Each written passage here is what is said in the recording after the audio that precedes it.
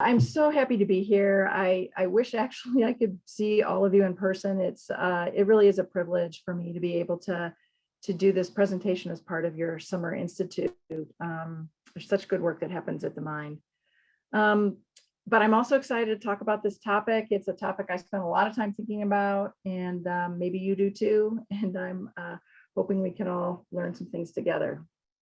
So I first want to start with just a quick disclosure of a conflict of interest. As Aubin said, I am going to be talking about the Facing Your Fears program today, and I do receive royalties from the publication of it. So here's what I thought about covering today. It's kind of tricky. This is a big topic to think about updates in mental health interventions. And it's such a big scope, but this is what I landed on. I thought I would first talk through the prevalence or how common some of the mental health conditions are in our population. And then I would do a brief overview of the mental health interventions in ASD and NDD. Not too much of a deeper dive. There's just time doesn't allow for that, but I thought I would spend more time talking about our school-based partnership, which I'm super excited about and love talking about. But first we have to talk through, well, why is this a topic important? My guess is you all know why this is important, but here are some reasons. One is we know, and I'm going to kind of cut to the chase on prevalence, is that mental health symptoms are really common in kids and adults with ASD and other neurodevelopmental disabilities. And we know that if you experience, or your family members experience, or your colleagues experience mental health symptoms, it really affects your life. It affects your life at home, in the community. If you're in school, it affects your life in school. So that's got significant impact. And we know that for many children who might experience mental health symptoms, without intervention, they may grow up and be adults who experience mental health symptoms that are interfering. So we've got to do something while kids are still are in the young ages and are experiencing psychiatric symptoms.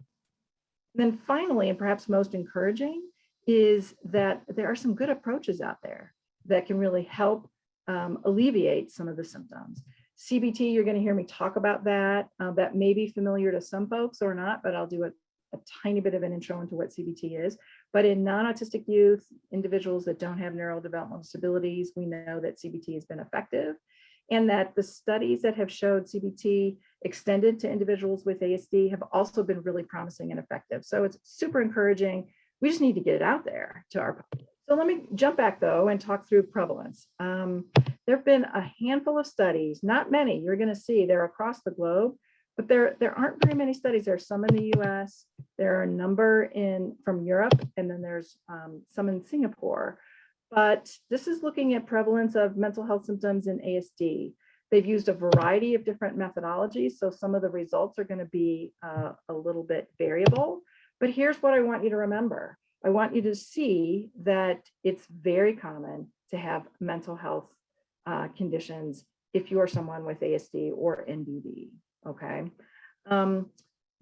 If you have ASD, or if you know someone with ASD, the rates seem to be higher in the population compared to other neurodevelopmental disabilities. And really it's the norm to have a co-occurring mental health condition. There are some age-related kinds of diagnoses to pay attention to, so that the older you get, the more at risk you may be for having depression, bipolar, or schizophrenia, which is rare. But those conditions do occur with increased age, as opposed to ADHD, which may be more common in younger kids. What are the most common? And you may know what the most common may be, but I would say the most common, the literature supports this, is ADHD, anxiety, and disruptive disorders tend to be the most common in our population. As in the general population, girls or females have higher rates of depression compared to males. And that if you have both ASD and an intellectual disability, you might have a higher risk of having schizophrenia, so a more serious mental health condition. I've bolded the note here on 40% of kids with autism meet criteria for anxiety. And the reason I do that is because I spent a lot of time thinking about anxiety in ASD and other neurodevelopmental disabilities. So I wanted that to kind of hit home. And you can see the comparison between kids with ASD compared to the non-autistic population. So it's really quite a bit higher. If we look at other neurodevelopmental disabilities, we can see a few things. And again, this is just to give you a taste of how common some of these conditions are, mental health conditions are. So let's start with anxiety. We can see high rates in people with intellectual disabilities. And if you have both autism and an intellectual disability, you might have even higher rates. Although there is some evidence to suggest even in that population, they could be underreported because of some of the challenges in understanding someone's mental health condition, with some more challenges with cognition and verbal expression. But nonetheless, specific phobias tend to be very common.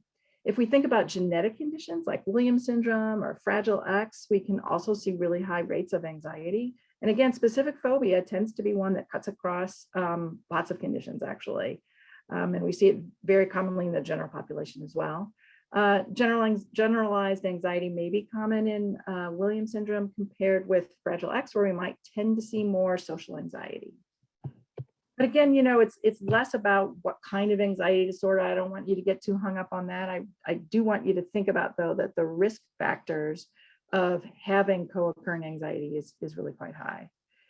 Depression, you've noticed I probably haven't said too much about depression yet. And part of that is the literature doesn't talk a lot about depression in our population. Why might that be? I think it could be that it happens at lower rates. It could also be that it's underreported. Because of some of the same issues that some of the other conditions are underreported, some challenges with language and cognition. It also could be that the presence of challenging behaviors or disruptive behaviors may mask the presence of other kinds of symptoms that are going on, whether it's depression or anxiety. And then if we think about ADHD, again, we can see high rates in individuals with intellectual disabilities compared with folks that don't have an intellectual disability. And again, just a taste of looking at some genetic conditions, we can see that there might be high rates of ADHD in those conditions as well. Klinefelter's, Fragile X, TS, and so on. I wanted to share with you part of a survey that I conducted with some Colorado stakeholders. This was actually part of the Colorado Mental Health Champion work that I did. And these folks participated as part of a conference that we do in Denver every year. And first, I just want to show you who the participants were. So you can see about 2/3 were identified as professionals and almost half identified as family members. And we did have some autistic adults as well. And I was really curious to understand about mental health in individuals with ASD. And one of the first questions I asked our group was, tell me, what are the most common symptoms? And what I want you to notice is there's a column here about what the family members responded to and what the professionals responded to over here on the right. And there are some similarities, but some differences. So we can see that both groups felt like anxiety and fears and worries were super common. Followed by ADHD kinds of symptoms that certainly is in line with the literature, followed by disruptive sorts of behaviors. What I want to draw your attention to is a little bit of a discrepancy between family members' response with regard to sadness, irritability, and depression compared to professionals.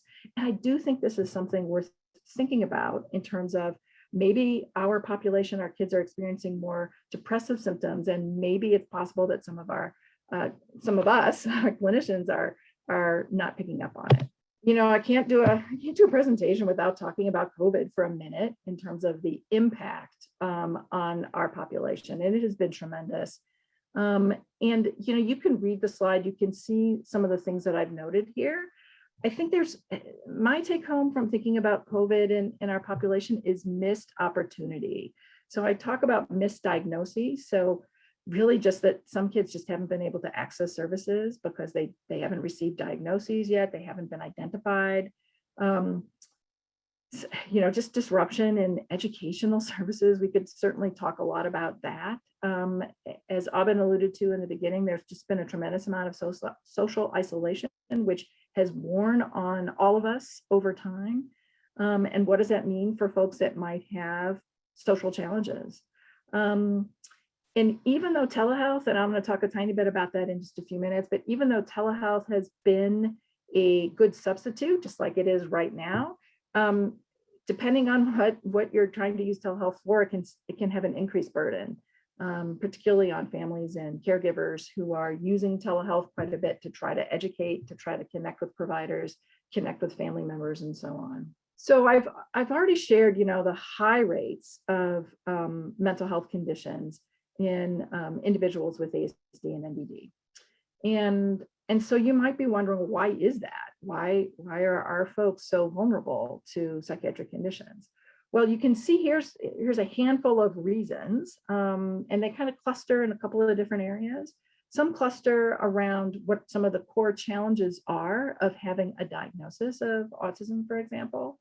So some of the core challenges are things like lack of social understanding, executive functioning challenges, organizational challenges. Those put you at risk for having challenges in school and with other people, which then, of course, may lead to some mental health symptoms. In addition to kind of the core challenges being related to the development of symptoms, I think there might be biological reasons. So whatever biological processes we can attribute to autism or other NDD, there might be some shared etiology between that and psychiatric symptoms. And then another category, as you can see here, is kind of environmental. So there is the impact of discrimination and victimization and segregation for many of our kids in schools or in community settings. I wanted to zero in on one of them here. We don't have a chance to go into all of these in great depth, but I want you to notice the one over here around trauma and negative life events and bullying. And I'm just going to shine a spotlight here for just a minute. So I'm going to show you a video that I did with 4 adults, autistic adults. This is a few years ago. And the purpose of doing this video was to really just understand about the lived experience of autistic adults with regard to successes and challenges. And in the course of this interview, what came up was every person talked sort of spontaneously about bullying experiences. And it wasn't a question I had asked. So I didn't have it in my prepared notes. I didn't say, let me ask about bullying, although I probably should have, but I didn't. And it came up for everybody. So I wanted to share with you part of this video so that you can hear a little bit of the lived experience and the impact of bullying on people's mental health.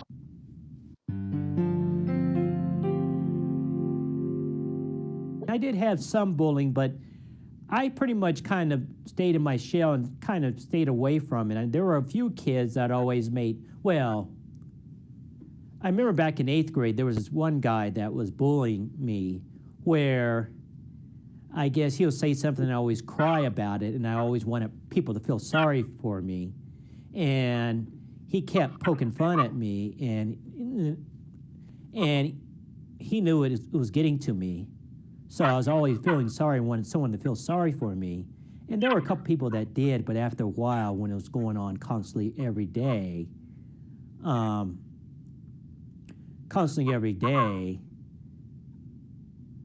then, people even got tired of it, and then I kind of kept to myself, and I didn't really have any friends. This is back in 8th grade. The reason why the bullying situation was happening was because they actually were teasing me and making fun of me. And at one point in gym class, this one kid actually tripped me on purpose. And then afterwards, I got sent to the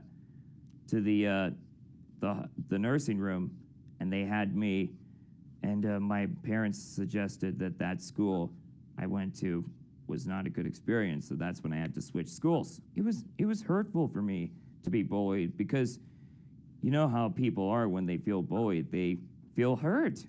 The bullying was mostly the typical stuff, maybe saying you're stupid, ignoring, criticizing why I was sad. But like one particular instant I remember really well is when a girl I really liked, I believe it was in middle school, she came up to me and said I had really great ideas and that she wanted me to join the group for the project. And, I was just ecstatic.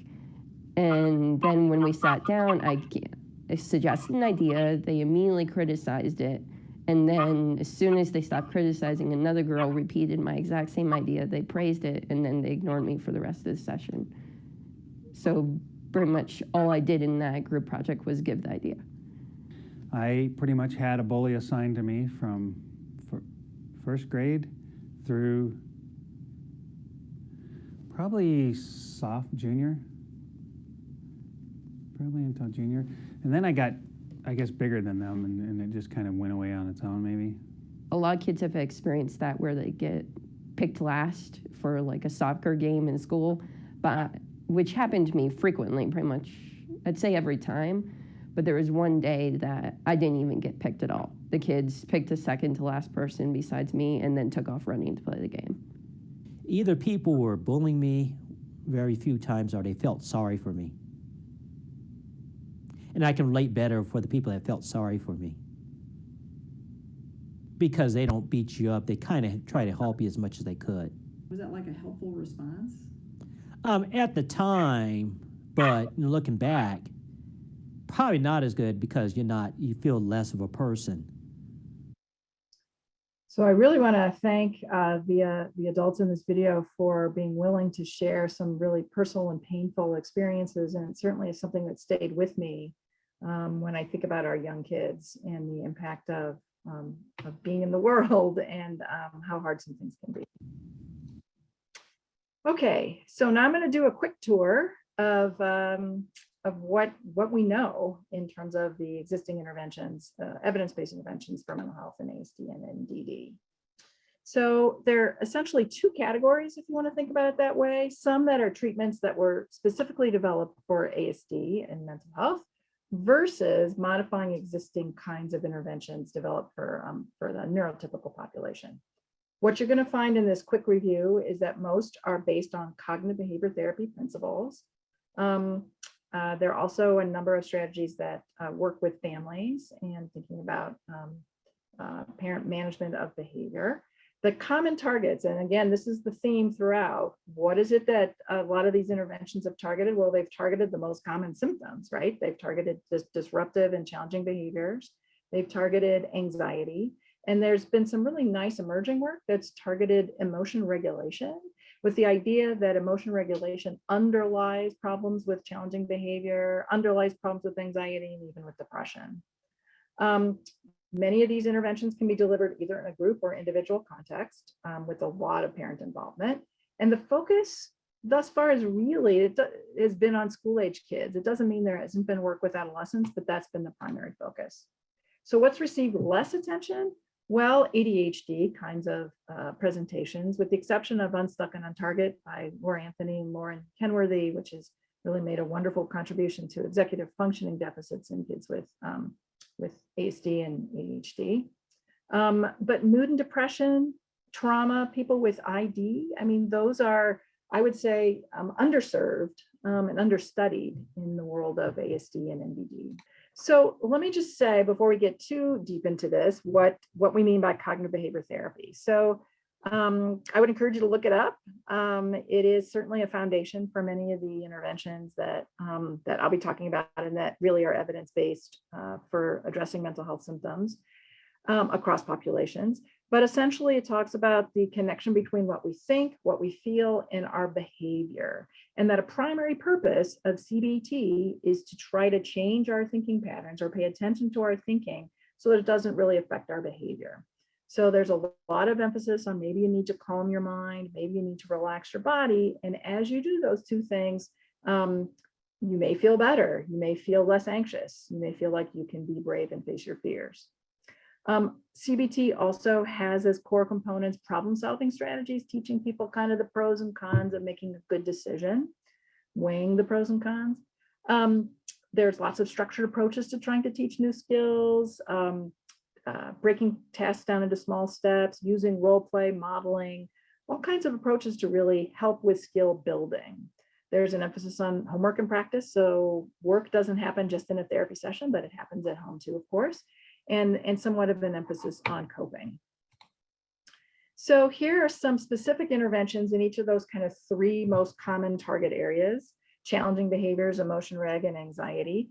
Please don't see this as all as comprehensive, because it just isn't. This is just, again, a sampling within each of these areas. When we think about challenging behaviors, when I think about challenging behaviors, I think of Lauren Brookman-Frizzie's work with Aim High right there in California, approach and strategies developed specifically for mental health providers in community mental health settings, a series of evidence-based intervention practices to really try to address the challenging behavior in our population. Pcit, or parent-child interaction therapy, is another approach for managing some disruptive kinds of behaviors, originally developed in a non-autistic population, but it's been applied to individuals with ASD with good success. Emotion regulation is next. And again, this is kind of a sampling, and I think it really is emerging as an important area of intervention. Jonathan Weiss's work with the Secret Agent Society, and some increased emphasis on mindfulness and the EASE program. That's by Caitlin Connor, Carla Masevsky, Susan White, other folks who are really looking at improving emotion regulation in adolescents and young adults. If we look at anxiety interventions, which is certainly my home base for a lot of this work, again, you can see a handful of studies there. I've bolded some of our work because that's what I will be talking about in a few minutes. And I've also highlighted Biaka, which is Jeff Wood's work. He is a professor and psychologist at UCLA and done a lot of work on anxiety intervention from a CBT perspective. I did want to highlight one of his recent studies along with some other co-authors, Phil Kendall, Eric Storch, Connor Kearns. And the reason I want to highlight this is a pretty big study. If you look at the N, it's 167 kids were randomized to condition. I mean, that is just, you know, head and shoulders above most of the N's that I've had in my studies and other folks have had. And I think with that large sample, we're able to understand all kinds of things in terms of treatment response and mechanisms. But the first piece I just wanted to share is that what the team was interested in answering was, do you need a modified intervention approach to work with kids on the spectrum who are also anxious, or can you use standard CBT? And in this case, the standard CBT is defined as coping cat. So a CBT protocol developed for neurotypical kids that present with anxiety. And that was the main question. You can see the target age here is between kids between 7 to 13. It was individually delivered. So CBT is as defined in this program. The standard CBT was 16 weeks, about an hour, with some parent involvement, not every session, but every session, but not the entirety of the session, plus 2 additional parent meetings, compared with Biaka, which is a program specifically developed for kids with ASD. You can see it's a little bit longer. Parents come every time, and there's more of a modular focus. So the opportunity to sort of select content areas that best fit with kids' needs and presentations. Here's the take-home message from that seminal paper, and I would really encourage you to look it up because I'm certainly impressed by the amount of work that went into that study. Is that both programs, so both Coping Cat and Biaka, were beneficial to kids with ASD and anxiety, which I think is really encouraging and speaks to this idea of access. So do we need a specialized program every time for all kids on the spectrum or with other NDD? This is suggesting maybe we don't. Maybe we don't need a specialized program every single time. If we look a little deeper, we can see that Biaka did outperform Coping Cat on several other measures. So of course there is some advantage to having a program that's been adapted for people with ASD. But I feel like the results are really encouraging in terms of opportunity for our population to seek support and access support. There's a training guide that is on their website if you wanted to learn more about Biaka. And then the last link that I included here is one that links you to, I believe, an ongoing study that Dr. Marjorie Solomon is the lead of, that you have the ability to access Biaka directly. And I'm sure you can find out more information by going to that site. The other one I wanted to highlight before I get into our school-based work is an extension of Facing Your Fears, which has been with my friend and colleague, Audrey Blakely-Smith. As you heard me say earlier, individuals with intellectual disabilities are very much understudied, and with ASD and ID in the world of mental health and mental health symptoms.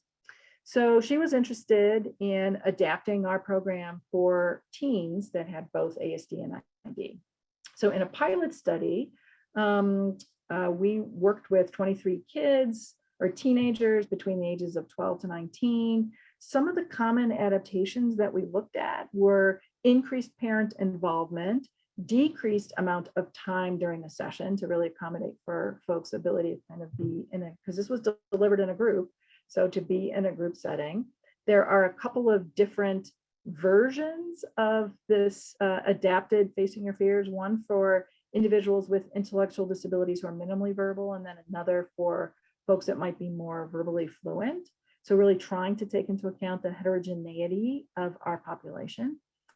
And the results from the pilot were encouraging. You know, we saw some significant reductions in anxiety according to a couple of different measures.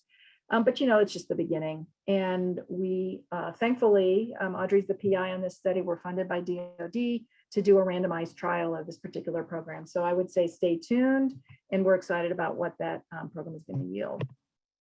So as you've heard, there are some commonalities across these programs, right? There's a lot of parent involvement, even for teenagers, which sometimes can present a problem, but may be critical for generalization. Most of these programs, intervention programs, are based in some way or another on CBT principles. There's a lot of rewards. We do try to focus on special interests, strengths-based, not just based on what's wrong with someone, but really what all of our population has to bring to the table. Like, that's really important to me. There's a lot of visual supports and strategies. You're going to see some examples of how we've done it for facing your fears. And then it's overall relatively short-term interventions. And that the studies, you know, the published studies anyway, are telling us they're at least preliminarily efficacious, which is great. But you know, we need to continue to expand out. Before I launch into the school-based work, I think it's probably important to give a nod to what's going on in the technology world. And so I thought I would highlight a couple of mental health intervention types. One is mental health interventions delivered via telehealth. The other is electronic screen media, and the other is virtual reality. You know, telehealth had a little bit of foothold prior to COVID, but I think many of you probably experienced either delivering it or receiving it, or both. And you may know there's some pros and cons to both. This is a picture actually from an early telehealth delivery of Facing Your Fears that our friend and colleague Susan Hepburn led, and this was before Zoom, and we found other platforms that helped us deliver the intervention. You know, there's benefits and challenges to telehealth, I find.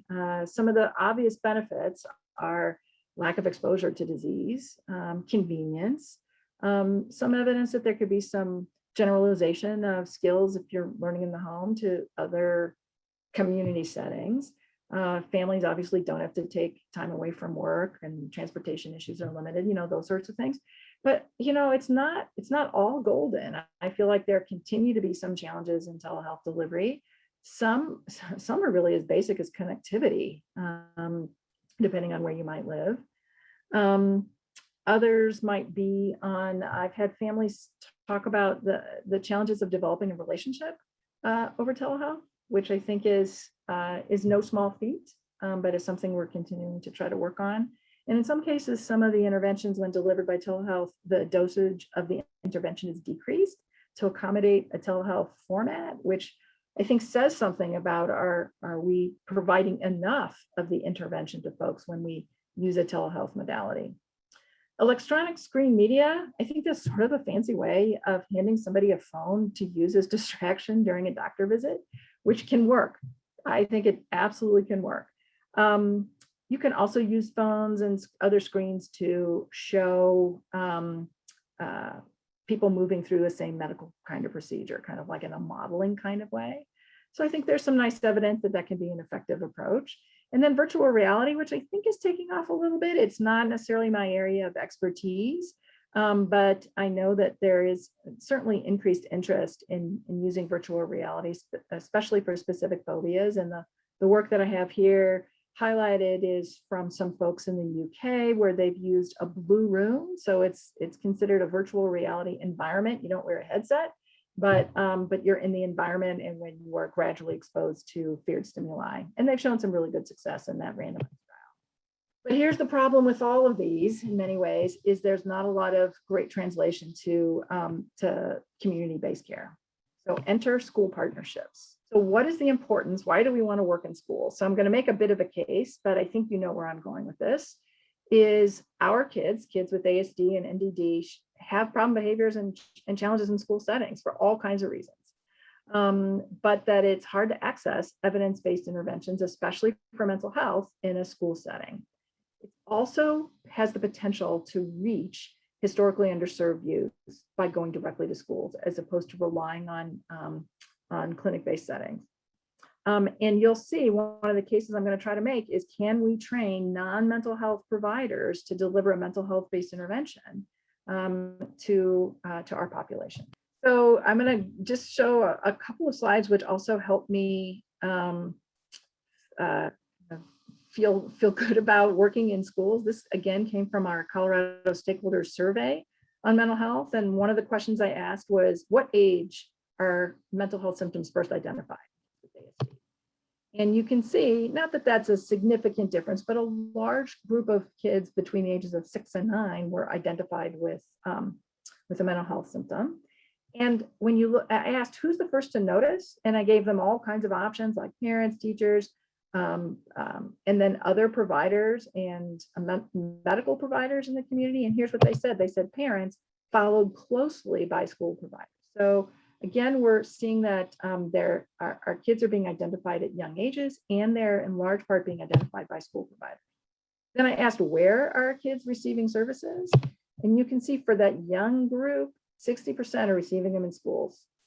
And I love that quote that's at your bottom left, which says, most families, this came from one of the participants in the survey, who said, most families I see get the majority of services from schools, at least until high school. They rely heavily on school services due to cost, wait lists, availability, and schedules. So I'm sort of getting confirmation that, yeah, we've got to be doing something more with our schools. We're certainly doing lots of things in our schools, and the burdens of what schools are having to deal with now is really tremendous. But I'm also seeing the benefits of expanding what schools can provide. I'm going to give you one more piece of evidence, as if I haven't made my case strong enough about why we want to increase access and try to address this through working in schools, is Catherine Picard, who was a postdoc with me at the time. Now she's at Emory at the School of Medicine. We were interested in understanding who was participating in the studies. So there were more than a handful of studies. There were 14 studies at the time. There's more now that have really looked at well, what are the demographics of the people who have even participated in the research, because the research is what's informing the development of these interventions. So if you look at almost 500 participants across these studies and we compare the demographics, we only looked at US-based studies. We compared the demographics with the US Census, and perhaps to no surprise, the folks that participated in the studies were by and large identified more as white and highly educated compared to the general population. So even in our research, we are leaving out students of color and folks from lower socioeconomic populations and communities, and it has lots of implications in terms of just even the development of research. So this really did help us feel like we've got to do something about school-based work, and that's where the kids are. So now this is the deeper dive part, and this is when I'm going to go a little bit more into anxiety in particular. So what's the real world impact of anxiety? I've already shared that when you have a mental health condition, it really can affect you across settings. Here's some of the common symptoms, though, that we see in kids with ASD or other NDD. At school, it could be problems using the bathroom, being late to class. The bell rings and you're not there. That can be incredibly anxiety provoking for folks. All the social pieces, talking to your teacher, talking to other kids, asking for help, saying you don't know, even just separating from parents to attend school. And of course, making mistakes, accepting criticism. That's a really big one for lots of people, and certainly for our kids. You know, there's still a lot of anxieties, even in a virtual world. And some of our families will tell us that things got better over COVID because some of the social demands were decreased. On the other hand, some families will say, yeah, but there's still a lot of anxiety based on the virtual component, especially around school. So just issues of logging on, connectivity, just even being in front of a video camera, chatting on video, answering questions, that sort of thing. So I think anxiety can permeate all kinds of spaces, and it certainly has done that in the virtual world. The other way to think about anxiety, that at least I like to think about it, is this big boulder that's in all of our ways, and that if only we could have some kind of intervention or something to get rid of that boulder, then we could sort of be free to carry on with our lives. And that is how I think about anxiety, is it sort of frees people to be who they want to be and what they want to do in this world. I'm going to talk about the implementation program that we've been doing in Denver, in Colorado schools. And if there's any Denver folks, hello, shout out to Denver. These are the three public schools that we've been working with: Denver Public Schools, Littleton, and Cherry Creek. And you can see we were interested in working with schools, specific schools in each of those districts that had populations of students from low-income families and that were racially and ethnically diverse, because we wanted to increase access. So here were the three main aims of the study. The first is focus groups, and that's why it's bolded, because I'm going to just briefly talk about that first. So we used focus groups and advisory boards as a way to inform the adaptation of a clinic-based program. In years 2 and 3, we were interested then in implementing this program, delivered by school providers in the second year, who then became trainers of folks in year 3 when we did our larger randomized trial. So shout out to our advisory board, who are incredibly informative, comprised of school folks, families, autistic adults, clinicians. We really needed to have a broad spectrum of folks who could inform this kind of program. And this is a little bit of I don't know how complicated it is as you look at it, but you can see the amount of time we spent with our advisory board. So we spent in this first year 3 times. We spent 2 rounds of focus groups, parent focus groups and provider focus groups. And all the input and feedback we received from everyone really helped inform the school-based program. We felt like it was the only way to make it really be sustainable eventually in a school setting, was to get input from people on the ground. Here's just a taste of some of the kinds of feedback that we got from folks. So you can see each of the 3 categories. One was staffing. So we wanted to ask the question of, who do you think should deliver this program? And I'm not going to read the quote to you right now, but the gist of that quote is that there was a suggestion that working with and training non-mental health folks could have some advantages in a school-based setting, in part because of just there's lots of non-mental health providers, and sometimes, depending on the school district, very few mental health providers, and the mental health providers sometimes are pulled to put out fires. So that was one piece. Another piece was, do we include parents in a school-based program? And I think we're still trying to wrestle with that. We very much want to, but the logistics of doing that, I think, is variable. But our focus groups, including parents and providers, said yes, include parents. We want to have generalization of what's going on in school to home. So we really tried to work on that. And then the third input or feedback that they gave us was all around training, which was, we were curious in terms of how to think about training. And they really gave us permission to think about a train the trainer perspective, which was to build capacity within the context of the school district, rather than have them rely on us as the experts to come in every year and do the training. This is what the program has eventually evolved into. This is our school-based program. It's 12 sessions, about 40 minutes each session. You can see it occurs during the course of a school day. This is what our stakeholders told us. There are certainly lots of options of maybe before school or after, but we landed on this because we had to make some decisions.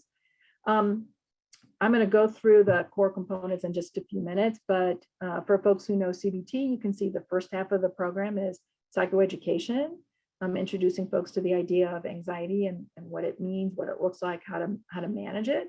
And the second half is about actually doing exposures and facing fears in school settings.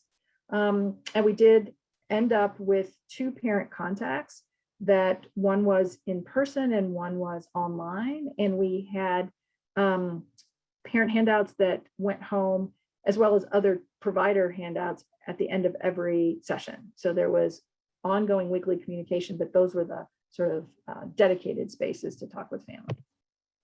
So just to review what some of the core components would be of an anxiety-based intervention. Well, first it starts with psychoeducation. And in psychoeducation for anxiety, you pay attention to what it is you're thinking, how your body's feeling.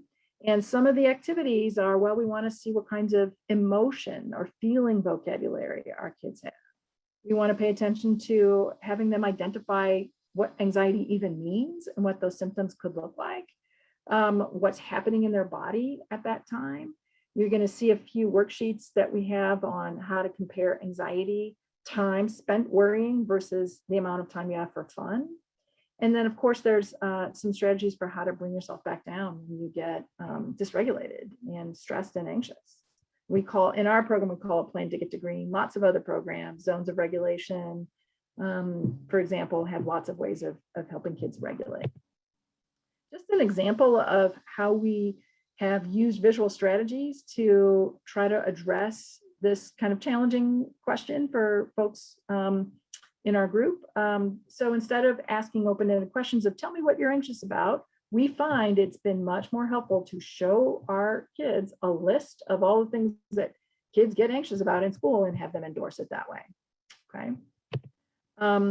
This is another set of visuals that I really want to show you to illustrate how we translate a kind of complex construct, which is how much time do you spend worrying, into something that different kinds of learners can understand. And so this is the first in the series. We say Michael worries and gets upset about lots of different things. You can see in this word bubble over here, he worries about all kinds of stuff, talking to other kids, taking tests, bugs, storms, and so on. They are high intensity worries, so they really interfere. And then in this circle, this is like a day in the life, and there's so much time spent worrying compared to how much time he has left for fun. And then we ask, how much time do you think Michael spends worrying? He spends a lot of time worrying. Then we contrast this to Sophia, who really only worries about a couple of things. They're not intense worries for her. She has a ton of time for fun and a little bit of time for worry. And then the kids have to identify how much time they spend worrying. Usually kids put a little. Okay. Then we have Tyrone, who's somewhere in the middle. He worries about a handful of things that are kind of medium intensity. And he still spends a lot of time worrying, but he has some time for fun. Where do you think he is? And then the last one is, how much time do you spend worrying? And we like this series of worksheets because it really helps with this complex concept of how much time do you think you spend worrying? Most people have a hard time trying to understand that concept, but what we're really trying to convey is it's a shame that you have to spend so much time worrying. Like, that's a bummer. I wish you had more time to have fun. Let's see what we can do to help you out. So it really helps us set the stage. Once the psychoeducation has been introduced, we then do, like you would do in other CBT programs for anxiety, is graded exposure practice. So there is identification of the fears that are getting in your way. We develop a hierarchy or to-do list. We're emphasizing fear tolerance, so really tolerating the kind of uncomfortable feeling that comes with being anxious, and having kids face fears. So this is an example of one of the hierarchies that you might use if you were going to face your fear of loud noises, specifically toilets flushing. In the program, we do have videos of kids that are doing this, so we use a lot of social learning principles. But these are the 4 steps that are involved in this particular fear. So the first step might be you stand outside the bathroom, and then the toilet's being flushed. Student might get closer to a stall, and then the toilet's flushing. Then the student has to flush the toilet himself. And then one of the final steps is you're in a kind of a noisy bathroom where there are lots of other kids, and they're flushing toilets like crazy, and then washing their hands. And so this is to illustrate to the students who are participating in this program, what do you have to do to face a fear? You do it a little bit at a time, not all at once. So that reviews kind of the focus group piece. I've also reviewed how the focus groups have influenced the development of the intervention. And then I shared a little bit about what the intervention looks like. Now, the last series of slides here is a little bit of our data and kind of how we kind of tried to test the effectiveness of a school-based program. So we did it in 2 years. 1 year is to do a pilot with interdisciplinary providers where we're seeing if we could do this. Is it feasible? Do they like it? And can we then use those folks as trainers to train their colleagues in year 3 to do this program? So here are the folks who participated in the study in terms of the inclusion criteria for school providers. Interdisciplinary, as I said, it was really important to us to have mental health and non-mental health folks. But having said that, we also included at least one mental health provider on the team because of the complexity of the presentation of some of our kids. We didn't want to miss anything around safety issues or potentially misdiagnoses. So all disciplines were included, just not paraeducators. They attended a 12-hour didactic. This was all in person because this was all pre-COVID. And then they received a 20 to 30 minutes consultation from us. And we looked at implementation outcomes. Could we improve CBT knowledge? Did they like the workshop? How was their fidelity or adherence to the intervention? Were they doing it the way that it was intended? And then the students. This is who we included for our students. Students with ASD or suspected ASD. And then we used the SRS to really try to help us identify ASD. You know, that's a double-edged sword. On the one hand, I don't know that I can say with certainty that 100% of the kids who participated had autism. On the other hand, and you're going to see in a few minutes when I show you the IEP eligibility, I think that's sort of a good thing. I don't think this program has to be under the purview of just kids with ASD. It is really kind of created for diverse learners, folks who may not be able to take advantage of more standard kinds of CBT protocols, who might need more visual supports to learn some abstract concepts. So on the one hand, it's challenging because you don't know your whole sample, but on the other hand, I like that it was heterogeneous in terms of increasing access. 2nd to 8th grade students without intellectual disability, but they had to have interfering anxiety. And here were some of the treatment outcomes. I'm just going to give you a taste of the treatment outcomes as opposed to going into a ton of detail about this. But here's our consort where we looked at the train the trainer year. So I can tell you the results of the pilot year were encouraging. We had some nice significant reductions in anxiety symptoms in our students, even with decreased dosage. Because remembering this program is like 40 minutes, and you may not know, but the original clinic-based program is 90 minutes. So that's a pretty significant difference in terms of dosage. I'm not presenting the pilot data here, but we felt encouraged about that and felt like we had a good foundation for doing the randomized trial. So in our randomized trial, we had 27 school teams across these 3 districts. 13 were randomized to active treatment at the beginning of a year, and 14 were randomized to kind of like a control or wait list. They were the spring schools. At the end of the day, we had 81 students and caregivers who participated.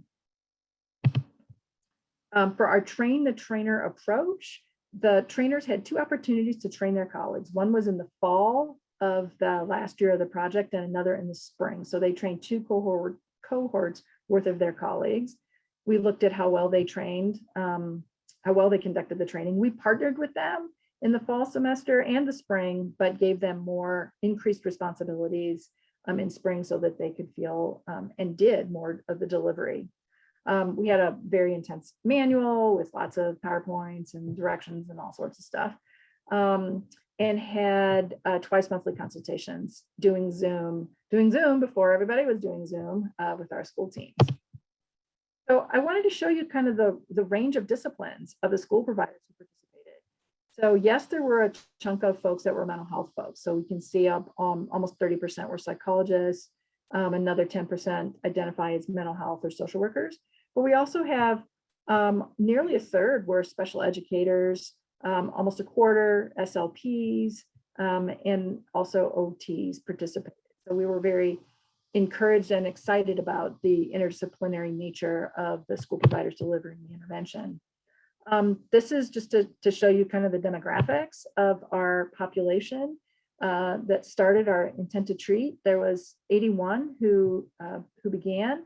what I want you to see, there are differences in terms of race and ethnicity with regard to each of the 3 districts, with our Denver public schools having the most diversity. If you look at the cumulative totals, it may or may not have much meaning for you, but when I compare this to the demographics of Denver, I can see that they're very much in line with our Denver demographics. Honestly, this was disappointing to me. I wanted to have a much more diverse sample. And so I think we have to do more work in this area. But it's a beginning. What was also interesting to me, and as I said before, this is kind of a double-edged sword of who really the students were. So even though this was billed as a study for students with ASD or suspected ASD, when we looked at their IEP designations, and we were able to get IEPs for 58 of the students, even though that was a requirement to have an IEP, we just couldn't get the access to the others.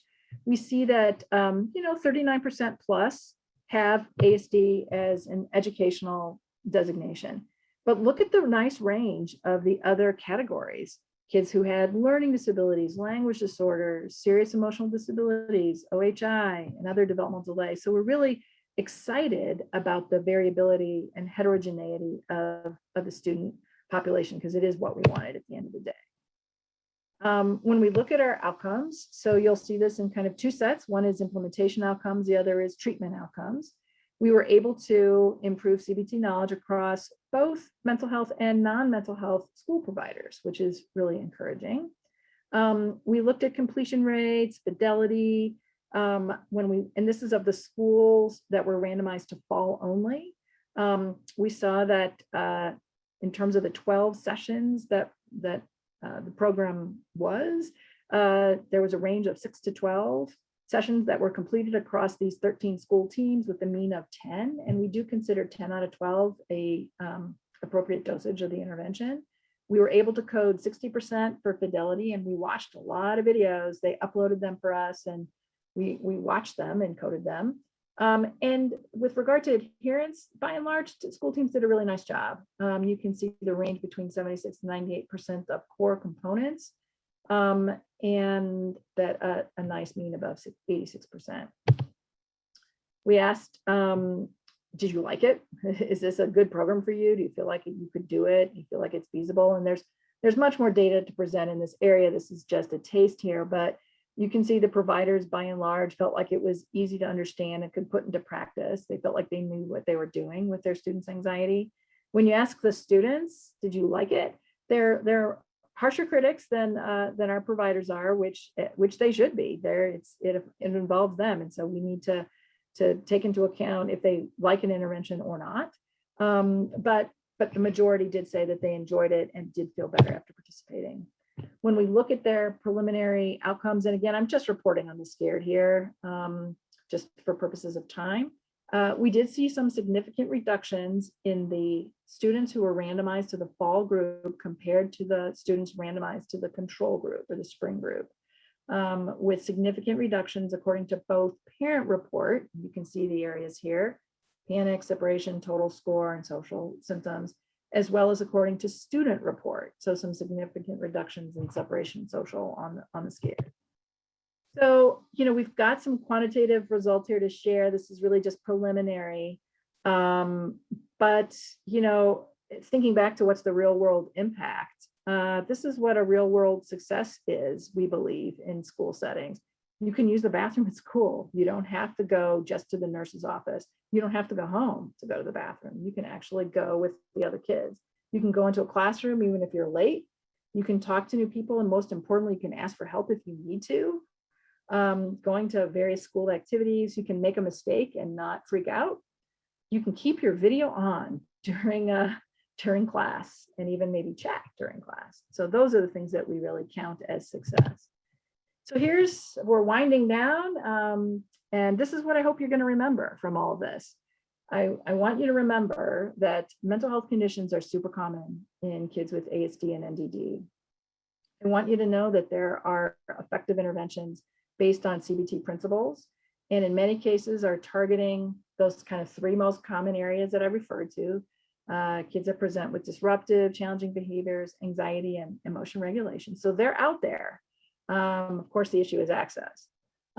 We do need more work in ADHD, depression, trauma, and kids with IDD. Importantly, and this is what I'm super excited about, is that I do believe that in some circumstances, we can train non-mental health folks to deliver mental health-based interventions, which I think could open up a whole new world of building capacity and access. Our kids can benefit from mental health interventions, and that I believe that school partnerships can really hold the key to access, and that we want to leverage them. So with that, I want to acknowledge some of the funders for some of the projects I talked about today, or funded the FYF IDD adaptation, and HRSA funded the school-based project. And thanking, of course, all the families, stakeholders who participated in these projects.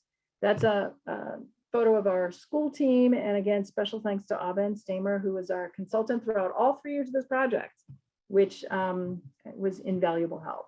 Several people wondered about identification of mental health challenges. And so questions about how we could identify them younger, and also in people with IDD who are not verbal, how might mental health, like anxiety, depression manifest there? You know, those are great questions. And I wondered about that because wondered about covering it, because I had an inkling folks would have questions about it, and I chose not to cover the diagnostic piece just for time more than anything. It isn't important. Okay, so you're talking about early intervention. How can we do it? And yeah, so people were concerned that kids weren't getting diagnosed or identified till 6. Right. And then also, how might we identify these challenges in people who aren't speaking? Right. So, okay, so that's there's the big picture, what do we do? And there's maybe on a kind of a smaller level, what do we do? So what I included actually as part of my handouts, and I don't know if you guys have it in your Padlet, I think you should have it in your Padlets, are 2 tip sheets. One is a tip sheet that is intended for providers, and the other is a tip sheet intended for parents.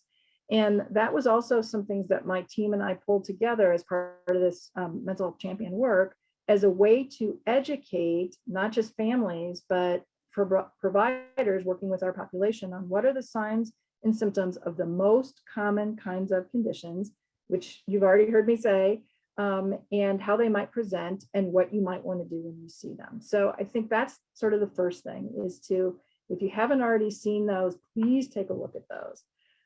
The other thing that we have to do, obviously, in the big picture, is we have to train providers. I mean, I think we have to train providers to be aware of what the common sets of symptoms are, and how to identify them. And that includes training school providers, as I've already tried to make the case, but also clinicians in the community.